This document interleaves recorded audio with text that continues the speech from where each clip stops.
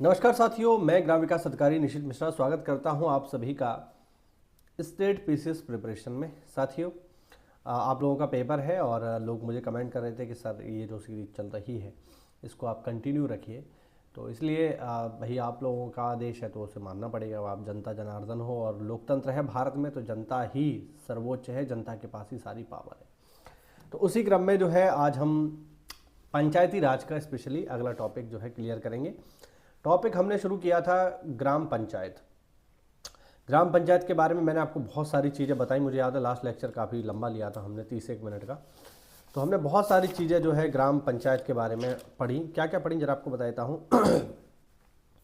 सबसे पहले हमने पढ़ी स्थापना, कब स्थापना होगी यूपी के संदर्भ में विशेषकर, तो हमने देखा था कम से कम 1000 की आबादी पर होना चाहिए।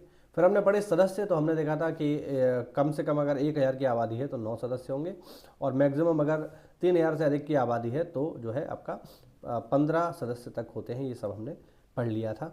फिर हमने देखा किस तरीके से प्रधान जी का चुनाव होता है, कौन कौन वोट डालता है ना, कार्यकाल कितना होता है ये भी हमने देखा था। ठीक है, बैठक का प्रावधान क्या है, ग्राम पंचायत की बैठक है, कौन बुलाएगा बैठक, कोरम क्या होता है ये भी हमने देखा, अध्यक्षता कौन करता है, ये सब हमने देख लिया था। तो ये तो बात हुई लास्ट क्लास की। अब हम जो है आज आगे बढ़ेंगे। तो हमने देखा था कि आखिरकार प्रधान जी किस तरीके से चुने जाते हैं। अब हम बात करेंगे कि आखिरकार प्रधान जी के कर्तव्य क्या होते हैं। ठीक है, एक ग्राम प्रधान के क्या क्या कर्तव्य होते हैं और उनकी बात हम करेंगे। ठीक है, तो मैं आपको बता दूं, उत्तर प्रदेश पंचायती राज नियमावली 1947 के नियम नंबर 47, ठीक है, उत्तर प्रदेश पंचायती राज नियमावली 1947 का नियम नंबर 47 ग्राम प्रधान के कर्तव्यों के बारे में हमें बताता है। इनको बस आप सुनिएगा, ठीक है, इंपॉर्टेंट लगे तो आप नोट भी कर सकते हैं। पहला है, ग्राम सभा और ग्राम पंचायत की समस्त बैठकों को बुलाए और उनकी अध्यक्षता करे। ये पॉइंट हम पहले पढ़ चुके हैं। ठीक है, कि जो है ग्राम प्रधान ही पंचायत की बैठक करता है, उनकी अध्यक्षता करता है। ठीक है, इसके अलावा बैठक की कार्यवाही पर नियंत्रण रखना भी प्रधान जी का कार्य है। हंगामा ना हो जाए, लड़ाई दंगा ना हो जाए, लोग हमला ना कर दें एक दूसरे के ऊपर, या प्रधान जी या सचिव को ही जो है दौड़ा लें। ठीक है, तो ऐसा भी हो सकता है, तो इस पर नियंत्रण। अब देखिए, आप जब जाओगे नौकरी में तो आप तो बाहर के होगे भाई, आपको गांव में कोई नहीं आने का। ठीक है, गांव में जब आप जाओगे तो बस इतना होगा, सचिव जी आ गए, सचिव जी आ गए, है ना। उत्तर प्रदेश में बहुत सारी जगह सचिव को मंत्री भी कहा जाता है, मैं आपको बता दूँ, है ना। तो बहुत से लोग कहेंगे मंत्री जी आ गए, मंत्री जी आ गए, तो ये मत समझ लेना आप मंत्री बन गए हो, इलेक्शन वाला मंत्री नहीं है ये। ठीक है, एक सेकंड ऊपर कर लेता हूँ इसको। हाँ, तो ये मत सोच लेना ये इलेक्शन वाला मंत्री है, ये जो मंत्री है ये बस बोल दिया जाता है। ठीक है, तो सचिव जी भी कहते हैं, आपसे मंत्री भी कहा जाता है, अलग अलग जगह अलग अलग नाम है। कुल मिला के रैंक आपका वही है, ग्राम विकास अधिकारी या ग्राम पंचायत अधिकारी। ठीक है, तो ये आपको ध्यान रखना है। तो बैठक में जो व्यवस्था है वो बनाए रखना प्रधान जी का कर्तव्य है। इसके अलावा ग्राम पंचायत की आर्थिक व्यवस्था तथा शासन की देखरेख करना, ये भी प्रधान जी का कर्तव्य है। और त्रुटि या गड़बड़ी अगर कोई हो रही है तो इसकी सूचना तुरंत ग्राम पंचायत को देना। ग्राम पंचायत मतलब मैं आपको पहले भी बता चुका हूँ, ग्राम पंचायत में कौन कौन आता है, प्रधान जी आते हैं, मेंबर आते हैं और सचिव जी आते हैं। ये तीनों जब मिल जाते हैं तो बनती है ग्राम पंचायत। ग्राम सभा कब बनती है, तो ग्राम सभा बनती है गांव के सभी लोगों से जो बेसिकली 18+ हैं और वोट डालते हैं, वो सब ग्राम सभा में शामिल होते हैं। ठीक है, तो आपको ध्यान रखना है। इसके अलावा ग्राम पंचायत के कर्मचारियों की देखरेख तथा उन पर नियंत्रण करना भी प्रधान जी का काम है।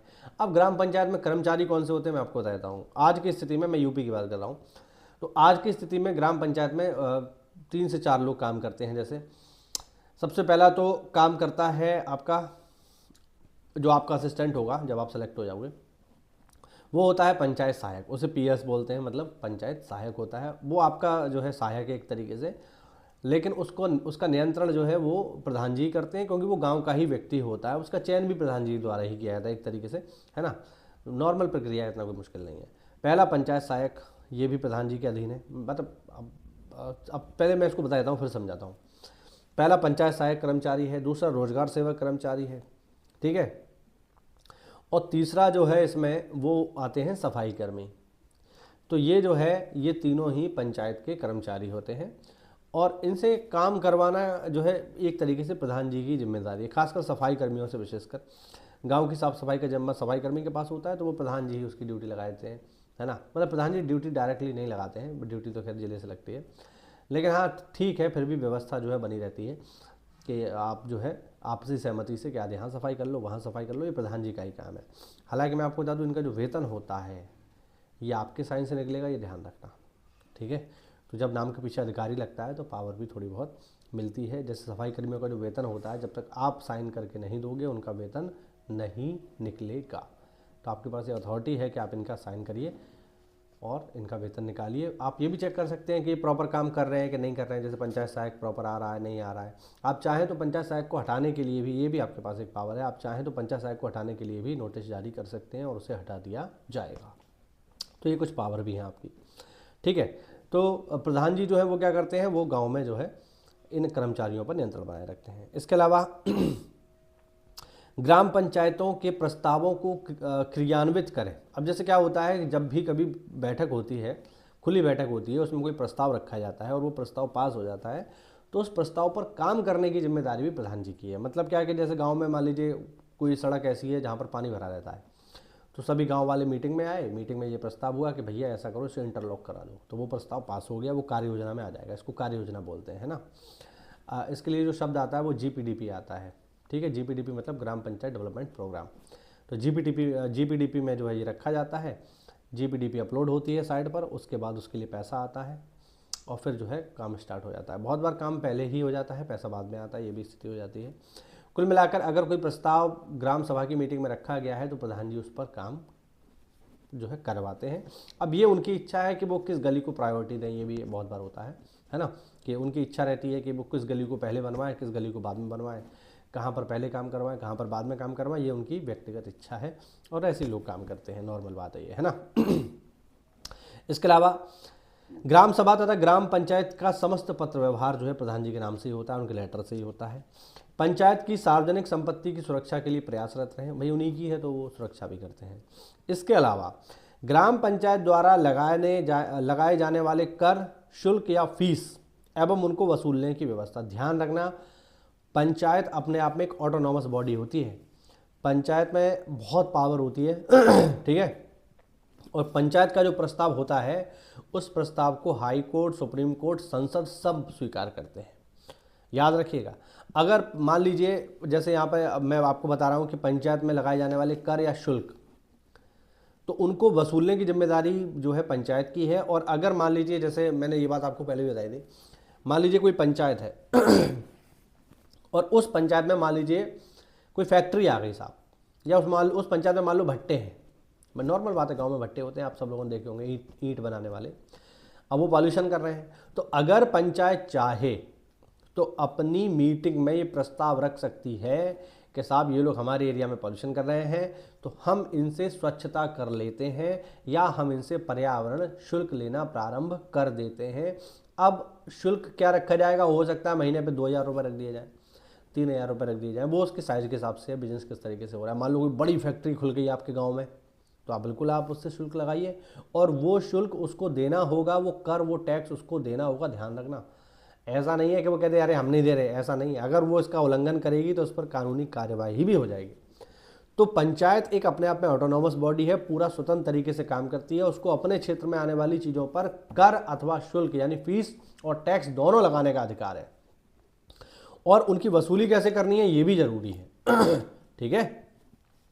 ये भी जरूरी है कि वो वसूली अपने स्तर से कर सकते हैं। तो ये आपको थोड़ा सा जानने वाली चीज़ है कि पंचायत में कितनी पावर होती है और पंचायत क्या क्या कर सकती है, ठीक है। अगली चीज़ है यहाँ पे कि जो प्रधान जी होते हैं वो भूमि प्रबंध समिति तथा ग्राम राजस्व समिति की बैठक बुलाते हैं और उनकी अध्यक्षता करते हैं, ठीक है। बहुत सारी समितियाँ होती हैं, उसमें से कुछ समितियाँ, वैसे ज़्यादातर समितियों में जो है प्रधान जी अध्यक्ष होते हैं और सचिव जो है उसके सेक्रेटरी होते हैं, नामी सचिव है तो। लेकिन दो समितियां ऐसी होती हैं, एक समिति ऐसी होती है जिसमें सचिव यानी सेक्रेटरी नहीं होता है, उसकी जगह लेखपाल आ जाता है, और वो समिति है भूमि प्रबंध समिति। ध्यान रखना, भूमि प्रबंध समिति में प्रधान जी तो हेड होते हैं, वो तो होंगे ही, लेकिन आपकी जगह वहाँ पर कौन होगा, आपकी जगह वहाँ लेखपाल होगा, क्योंकि वो भूमि का काम है और भूमि से हमारा कोई लेना देना नहीं है। पंचायत का डायरेक्टली भूमि से कोई लेना देना नहीं है, खासकर पंचायती राज विभाग की बात मैं कर रहा हूँ, है ना। भूमि की बात आती है तो फिर रेवेन्यू डिपार्टमेंट उसको देखता है, तो वहाँ पर आपकी जगह कौन होगा, वहाँ पर लेखपाल होगा। तो ध्यान रखना पेपर में आ सकता है भूमि प्रबंधन समिति के सचिव के तौर पर कौन काम करता है, तो वहाँ पर आपको ग्राम पंचायत अधिकारी नहीं लगाना है, वहाँ पर आंसर करना है आपको लेखपाल। ठीक है, और वो ये सारे के सारे कर्तव्य होते हैं। ठीक है, अब मान लीजिए प्रधान जी को हटाने की बात आती है, तो प्रधान जी को कैसे हटाया जा सकता है उसकी भी जरा हम बात कर लेते हैं कि प्रधान जी को हटाने के लिए अविश्वास प्रस्ताव पेपर में आ सकता है ये। तो मैं आपको बता दूं, प्रधान जी को हटाने के लिए पंचायती राज अधिनियम की धारा नंबर 14 और नियम नंबर 33 खा लिखा हुआ आ रहा होगा, आप देख सकते हैं। इस पर जो है कार्रवाई करके आप जो है इस नियम के माध्यम से कार्रवाई प्रधान जी पर हो सकती है। सुन लीजिए क्या क्या नियम है। प्रधान को हटाने वाले प्रस्ताव पर ग्राम सभा के कुल सदस्यों के कम से कम 1/2 भाग के हस्ताक्षर हो, यानी लगभग आधा गांव लिख करके ये दे जो वोट करता है कि हम चाहते हैं प्रधान जी हट जाए। इसके अलावा हस्ताक्षर करने वालों में से स्वयं कम से कम 5 सदस्यों द्वारा एक लिखित नोटिस जिला पंचायती राज अधिकारी को दिया जाए। यानी पहले तो आधा गांव लिख करके दे, उसके बाद जिन लोगों ने लिख करके दिया है उनमें कम से कम 5 मेंबर होने चाहिए। 5 मेंबर जो वार्ड मेंबर होते हैं प्रधान जी के साथ, वो प्रॉपर लिख के दें कि हाँ साहब ये आदमी बढ़िया नहीं है, और लिख करके किसको दें, DPRO साहब को दें, जिला पंचायत अधिकारी को दें, तब जो है कार्यवाही हो सकती है। दूसरा, नोटिस जो लिखा जाएगा उसमें उन कारणों को भी लिखा जाएगा कि हम क्यों प्रधान जी को हटा रहे हैं, क्या उन्होंने कोई वित्तीय अनियमितता की है या उनका बहुत सारी चीज़ें हो सकती हैं। ठीक है, नोटिस मिलने के 30 दिन के भीतर जिला पंचायती राज अधिकारी यानी DPRO साहब ग्राम सभा की बैठक बुलाएंगे। सही है, और इस बैठक की सूचना 15 दिन पहले दी जाएगी कि साहब इस तारीख को मीटिंग होगी, और वो मीटिंग कौन बुलाएंगे, DPRO साहब बुलाएंगे। ठीक है, बैठक का कोरम कितना होगा, बैठक का कोरम होगा ग्राम के सदस्यों की कुल संख्या का 1/3 यानी 1/3 पॉपुलेशन गांव की कम से कम होनी चाहिए जो वोट डालती है, तो ये उसका कोरम है। बैठक में लोगों से पूछा जाएगा कि क्या आप प्रधान जी को हटाना चाहते हैं, इस पर जो है मतदान होगा, प्रॉपर वोटिंग होगी, और अगर 2/3 लोग जो मीटिंग में आए हैं अगर वो कह दें कि हम प्रधान जी को हटाना चाहते हैं, तो साहब प्रधान जी को हटा दिया जाएगा। ठीक है ना, ध्यान रखिएगा। तो ये इसकी प्रक्रिया है। अच्छा, ये भी ध्यान रखना कि मान लो आज चुनाव हुआ और आप 6 महीने बाद ही जो है गांव के लोग मिल करके जो है चले जाएं DPRO साहब के पास और कहें हमारे प्रधान जी को हटाओ, ऐसा नहीं होगा। अगर कोई चुनाव हुआ है तो चुनाव होने के 2 वर्ष के भीतर तक इस प्रकार का प्रस्ताव प्रधान को हटाने का नहीं लाया जा सकता। लॉजिक इसके पीछे ये है कि यार अभी तो तुमने चुना है, अभी कुछ महीने पहले ही, कुछ साल पहले, अब तुम्हें बुरा लगने लगा, तो ऐसा लॉजिक नहीं है। कम से कम 2 साल आपको देखना पड़ेगा, उसके बाद ही ये माना जाएगा कि आप जो है अपने प्रधान जी से सहमत नहीं है। एक चीज़ और, यदि मान लो कोरम के अभाव में बैठक ही ना हुई, 1/3 लोग चाहिए ग्राम सभा के, मान लो नहीं आए, तब क्या होगा, या फिर भाई हटाने के लिए बहुमत चाहिए कितना, 2/3। सही है, तो अगर इन दोनों में से कोई भी स्थिति ऐसी आ गई कि या तो बैठक का कोरम ही पूरा नहीं हुआ साहब, 1/3 लोग पहुंचे नहीं ग्राम सभा के, या फिर जो 2/3 लोग चाहिए बहुमत के लिए, जब DPRO साहब आए मीटिंग में साहब और 1/3 लोग बैठे हैं गांव के, और फिर DPRO साहब ने पूछा कि साहब आप में से कितने लोग हटाना चाहते हैं, तो मालूम चला कुछ ही लोगों ने 10-5 लोगों ने हाथ खड़ा किया, बाकी लोगों ने हाथ खड़ा नहीं किया, है ना, तो फिर ऐसे में वो प्रस्ताव कैंसिल हो जाएगा।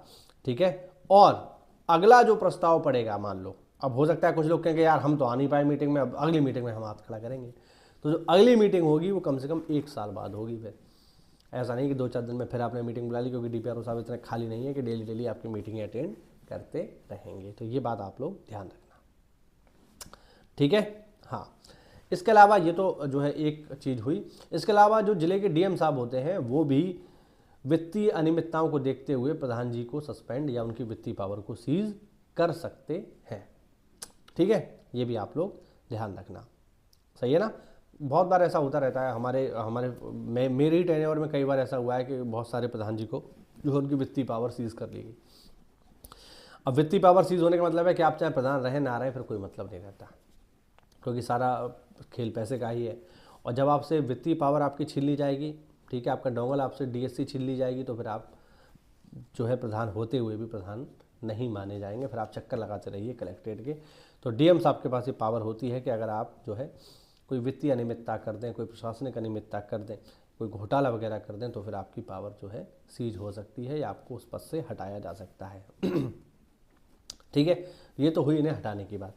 अब अगर मान लो प्रधान खुद से जो है हटना चाहे, तो अगर मान लीजिए कोई प्रधान बीमार है तो अपना त्यागपत्र दे सकता है, या मान लीजिए प्रधान जी की मृत्यु ही हो जाए, ऐसा हो सकता है भाई कोई प्रधान बना बीच में उसकी मृत्यु हो गई, तो अगर किसी प्रधान की मृत्यु हो जाए या बीमारी के कारण वो त्यागपत्र दे देता है ना, तो ऐसे में जो डीएम साहब हैं, ठीक है, वो क्या करेंगे, जो गांव के मेंबर हैं, ठीक है, जो सदस्य हैं, उनमें से किसी को जो है प्रधान पद के लिए नामित कर देंगे, फिर वो जो है काम करेगा।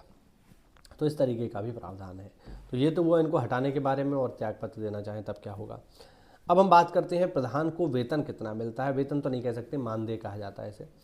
तो प्रधान जी का जो मानदेय है आज की स्थिति में आपको बता दूं, तो प्रधान जी को जो मानदेय मिलता है वो मिलता है केवल 5,000 रुपया। ठीक है, ध्यान रखना, ऐसा नहीं है कि बहुत बड़ी लंबी चौड़ी सैलरी है, ऐसा नहीं है। प्रधान जी का जो मानदेय है वो है केवल 5,000 रुपया। इसके अलावा चूँकि प्रधान जी हैं तो उनको ब्लॉक में भी जाना होता है, बहुत बार मीटिंग में भी जाना होता है, जिले पर भी जो है बहुत बार मीटिंग बुला लेते हैं, डीपीआरओ साहब बुला लेते हैं, डीएम साहब बुला लेते हैं, और मीटिंग चलती रहती है यार, बहुत मीटिंग होती है। जब आप सरकारी नौकरी में आ जाओगे तब आपको पता चलेगा कि मीटिंग ही मीटिंग होती रहती है, दनादन मीटिंग होती है। अब खैर आप तो सरकारी हो तो आपको तो मीटिंग में आना ही पड़ेगा, और इसके लिए आपको कोई पैसा भी नहीं मिलेगा क्योंकि सरकार ऑलरेडी वेतन दे रही है। लेकिन प्रधान जी जब मीटिंग अटेंड करते हैं तो उसमें जो है, अब गांव दूर है, मान लो किसी का 30 किलोमीटर दूर है, 40 किलोमीटर दूर है, तो फिर आने जाने का भी उन्हें पैसा मिलता है। इसे यात्रा व्यय कहते हैं, और ये होता है 15,000 रुपया साल। ठीक है, तो 5,000 ये हो गया। इसके अलावा साल में उन्हें 15,000 रुपया और मिलता है आने जाने के लिए। और इसके अतिरिक्त जो है उन्हें जो पंचायत निधि है उससे जो है 5,000 रुपया अपने पास रखने की अनुमति है। वो 5,000 रुपया नगद रख सकते हैं, क्योंकि काम वही करवाते हैं गांव में, तो उनके पास थोड़ा बहुत कैश भी होना चाहिए। तो ये होती हैं प्रधान जी की सारी चीज़ें जो आपको ध्यान रखना है। ठीक है ना, इनको आप लोग ध्यान रखिएगा। तो ये है हमारा। अच्छा, कुछ आपको ग्राम पंचायत के कार्य भी बता देता हूँ। ठीक है, इनको आप सुन लो, पेपर में पूछे जा सकते हैं। ग्राम पंचायत के कार्य जो हैं ये आते हैं पंचायती राज अधिनियम की धारा नंबर 15 के अंतर्गत। ठीक है, खेती बागवानी और विकास के साथ साथ बंजर भूमि तथा चारागाह भूमि का विकास करना तथा ग्राम सभा की जमीन पर कब्जे को रोकना, ये हमारा काम है। भूमि विकास, भूमि सुधार, भूमि संरक्षण और चकबंदी में सरकार की सहायता करना। लघु सिंचाई योजनाओं में जल के वितरण में सहायता, लघु सिंचाई परियोजनाओं का निर्माण, मरम्मत और देखभाल, ये भी जो है पंचायत का काम होता है। मछली पालन को बढ़ावा देना पंचायत का काम है। जो सार्वजनिक भूमि है, सार्वजनिक भूमि को हम लोग कहते हैं जीएस, यानी ग्राम सभा की जमीन, सरकारी जमीन होती है वो। ऐसी जमीन पर पेड़ लगाना, उनकी देखभाल करना या रेशम की खेती करना, ये भी एक जो है कार्य है पंचायत का। वनों के छोटे छोटे उत्पादों को बढ़ावा देना, वन उपज जो होती है, जो वनों से प्राप्त होती है, जंगलों से, उसको भी आप जो है बढ़ावा दे सकते हैं। छोटे उद्योग धंधों को बढ़ावा देना तथा स्थानीय व्यापार की तरक्की करना। ठीक है, ये बहुत ज़रूरी चीज़ है। खेती तथा व्यापार से जुड़े उद्योगों के विकास के साथ साथ छोटे कुटीर उद्योगों को गाँव में बढ़ावा देना। ग्राम पंचायत क्षेत्र में मकान बनवाने के लिए जमीन का आवंटन, आवास योजनाओं का क्रियान्वयन करना, ये भी पंचायत का कार्य है। पानी पीने, कपड़ा धोने, नहाने आदि के लिए सार्वजनिक कुओं तथा तालाबों तथा पोखरों का निर्माण तथा उनकी मरम्मत और देखभाल करना भी पंचायत का कार्य है। ठीक है, गांव में सार्वजनिक मार्गों तथा अन्य जगहों पर प्रकाश की व्यवस्था करना, ये भी पंचायत का काम है। ठीक है, शिक्षा के संबंध में जागरूकता पैदा करना, बालिकाओं की शिक्षा पर विशेष ध्यान देना, ये सब जो है काम होते हैं। ग्रामीण कला तथा शिल्पकारों को बढ़ावा देना गांव में। प्रौढ़ शिक्षा को, जो लोग बेचारे पहले अनपढ़ रह गए लेकिन अब पढ़ना चाहते हैं, तो उनके लिए शाम में जो है शिक्षा की व्यवस्था करवा दी। पुस्तकालय बनवाना, गाँव में अब जो है पुस्तकालय बनते हैं। वाचनालय, वही जो है मीटिंग हॉल। तो ये सारी चीज़ें जो है ग्राम पंचायत के काम है और ग्राम पंचायत इनको करती है। गाँव की सीमा में लगने वाले मेले बाज़ारों पर नियंत्रण रखना, इनसे टैक्स भी लेती है। ठीक है, इसके अलावा सबसे इम्पॉर्टेंट चीज़ जब आप नौकरी में आ जाओगे वो है जन्म मृत्यु का पंजीकरण, ध्यान रखना। ग्राम पंचायत का ये सबसे इम्पॉर्टेंट काम है, और ये काम आपको करना होगा। जब आप नौकरी में आ जाएंगे तो आप इस काम को करेंगे। ठीक है, ये पंजीकरण होता है, कोई पैदा होगा तो उसके लिए आपका जन्म प्रमाण पत्र, किसी की मृत्यु होगी तो मृत्यु प्रमाण पत्र, ये आप ही जारी करेंगे जन्म अथवा मृत्यु के 30 दिन के भीतर, ध्यान रखना। अगर किसी की जन्म होता है या मृत्यु होती है तो 30 दिन के भीतर ग्राम पंचायत अधिकारी या ग्राम विकास अधिकारी को अधिकार है कि वह इसके लिए डेथ और बर्थ सर्टिफिकेट जारी करें, और आप ही जारी करेंगे। और ये बहुत जिम्मेदारी का काम है, सच बता रहा हूँ, बहुत ही जिम्मेदारी का काम है। ठीक है। बहुत बार तो अच्छा, इससे अगर मान लीजिए कुछ समय जैसे ज़्यादा हो जाता है, 1 साल करीब करीब हो गई, तो फिर ये चला जाता है डीपीआरओ साहब के पास, लेकिन वो घूम करके आएगा आपके पास ही, क्योंकि डीपीआरओ साहब फिर आपको भेज देंगे, आप जांच करो। जांच देखिए, चला किसी के पास जाए, 30 दिन तक तो आप ही सर्वे सर्वाओ, आप ही कर दोगे जन्म मृत्यु का काम। 1 साल, 30 दिन से ज़्यादा हो गई 1 साल तक, तो फिर वो चला जाता है डीपीआरओ साहब के पास, और 1 साल से भी ज़्यादा हो गई तो फिर वो चला जाता है एसडीएम साहब के पास। और ये दोनों ही, एक में तो आप खुद ही हैं, चाहे एसडीएम साहब हों या फिर हों आपके डीपीआरओ साहब, ये जांच करने के लिए आप ही को भेजेंगे। तो फाइनली करना आप ही को है, चाहे 30 दिन के भीतर हो तो भी आपको करना है, जांच करके रिपोर्ट लगानी है, ठीक है, या फिर 1 साल के भीतर हो तो भी आपको जांच करके रिपोर्ट लगानी है, और 10 साल के भीतर हो तो भी आपको जांच करके रिपोर्ट लगानी है। मैं आपको अपने से जुड़ा एक किस्सा बताता हूँ। अभी कुछ दिन पहले एक मृत्यु प्रमाण पत्र के लिए मेरे पास आवेदन आया, और वो मृत्यु प्रमाण पत्र 1988 का था। अब आप सोचो, 1988 का, 1988 का, अब आप सोचिए कैसे, मतलब, और स्थिति कुछ ऐसी थी कि जिसने आवेदन किया था उसकी भी मृत्यु हो गई है, और जो 1988 में तो पहले से ही मर चुका है, और आवेदन करने वाले का परिवार यहाँ रहता भी नहीं है, सब जो है दिल्ली में रहते हैं। तो ऐसे ऐसे केस आपके पास आएंगे और इन्हें सुलझाना पड़ेगा आपको, ठीक है। बस यही जॉब का मजा है, यही थ्रिल है इसमें। तो जन्म मृत्यु में बहुत आपको जो है ध्यान रखना है। ये मैं नौकरी के बाद की बात बता रहा हूँ, पहले तो आपके लिए यही ज़रूरी है कि जो है आप नौकरी में आओ। तो ध्यान रखना, 30 दिन तक जन्म मृत्यु आप ही बनाएंगे, यानी ग्राम पंचायत अधिकारी, ग्राम सचिव बेसिकली कह लो, ठीक है ना, पंचायत सचिव। 30 दिन से ऊपर 1 साल होता है तो डीपीआरओ साहब के पास जाएगा, और 1 साल से भी ऊपर होता है तो फिर जाएगा वो एसडीएम साहब के पास, और ये आना आप ही के पास है। ये सारे के सारे लोग भेजेंगे आप ही को, आपके क्षेत्र की बात तो आप ही देखोगे। तो ये आज जो है आपका काम करना है। इसके अलावा परिवार कल्याण के कार्यक्रम को आपको बढ़ावा देना, सामूहिक विवाह भी करवाने पड़ते हैं, वो करवाते हैं, क्या करते हैं, ड्यूटी लग के जाना पड़ेगा, है ना। इसके अलावा विधवा पेंशन आपको देखनी होती है, मतलब वो हमारा डिपार्टमेंट नहीं है, वो समाज कल्याण का है, लेकिन हाँ ठीक है, थोड़ा बहुत जांच बात में सहयोग करना होता है तो वो लोग करते हैं, ठीक है। इसके अलावा गांव में जो राशन बंटता है वो भी आप ही को देखना होगा, पंचायत की जिम्मेदारी है। तो ये सारे के सारे काम जो है किसके होते हैं, पंचायत के होते हैं, प्रधान जी के होते हैं, जिनको साथ मिल करके किया जाता है। तो ये आज हमने छोटा सा लेक्चर लिया, उम्मीद करता हूँ कि आपको काफ़ी बढ़िया जानकारी मिली होगी, और भाई इंटरेस्टिंग है यार, यही सब काम जो है आपको, अभी आप देखो इनको पढ़ रहे हो, यही काम आपको करने हैं, ठीक है। तो बिल्कुल मेहनत कर रहे हो यार, तैयारी करो, ठीक है। ये सारे नोट्स वगैरह लेना चाहते हो तो ज्वाइन कर लो SCS को, वहाँ पर प्रॉपर बैच चल रहा है। 27 अप्रैल को पेपर है, बहुत ज़्यादा समय भी नहीं है, 60 दिन करीब हैं, तो बढ़िया बैच ले लो। 800 रुपये का बैच यार, कुछ नहीं आता 800 रुपये में। एक बंदा कमेंट कर रहा था 80 रुपये में दे दो यार, मेरा 80 रुपये में यार, मतलब आप खुद ही सोचो यार, टीम लगती है पूरी, भाई लोग तैयारी मेहनत करते हैं, तब ये सारा मटेरियल आपको मिलता है, तो कैसे पॉसिबल है ये, है ना। 800 रुपया कोई ज़्यादा नहीं है, इतना तो आपको 1100-1200 रुपया तो सरकार आपको डेली का देगी, ठीक है। तो ये कुछ भी नहीं है, 800 रुपये का केवल स्टडी मटेरियल है, आप ले लो, अच्छे से पढ़ाई करो।